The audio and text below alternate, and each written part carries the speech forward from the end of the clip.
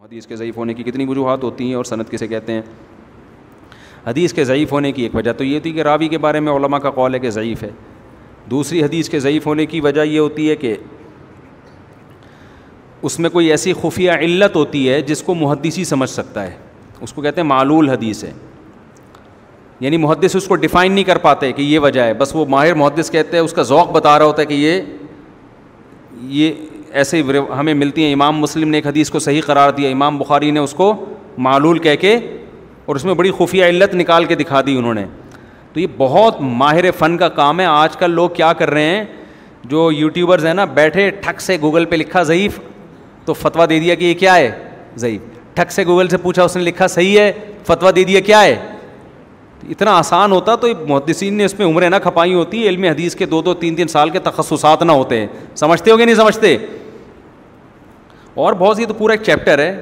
پھر بعض دفعہ حدیث کی سند بالکل ٹھیک ہوتی ہے، پھر بھی فقیہ کا حکم ہوتا ہے کہ یہ ضعیف ہے.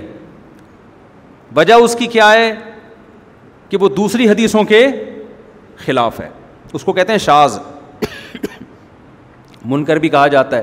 دونوں میں تھوڑا سا فرق بھی ہے شاذ اور منکر میں، کہ راوی صحیح ہے لیکن وہ مخالفت کر رہا ہے اوثق کی. ثقہ راوی اوثق، اپنے سے زیادہ ثقہ کی مخالفت کر رہا ہے.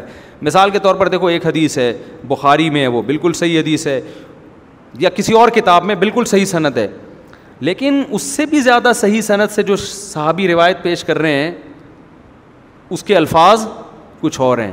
تو اب ایک آدمی کہہ سکتا ہے دیکھو اس حدیث کی سند کے سارے راوی صحیح ہیں لہذا صحیح ہے. ہم کہتے ہیں نہیں، یہ صحیح اس لیے نہیں ہے کہ یہ اس سے زیادہ ثقہ راوی وہ اس کی مخالفت کر رہا ہے. تو لوگ صرف سند کو دیکھ رہے ہوتے ہیں، یہ اصول انہوں نے پڑھے ہی نہیں ہوتے حدیث کے.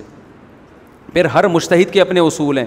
امام ابو حنیفہ کا سب سے پہلا اصول یہ ہے جو فقہ میں پڑھایا جاتا ہے کہ ہر وہ حدیث جو حدیث متواتر کے خلاف یا قرآن کے خلاف ہو وہ قابل عمل نہیں ہوتی، چاہے وہ صحیح حدیث کیوں نہ ہو، کیونکہ وہ اپنے سے زیادہ ایک تواتر کے خلاف ہے. وہ مرکز دین و ایمان، مرکز دین و ایمان، مرکز دین و ایمان، مرکز دین و ایمان.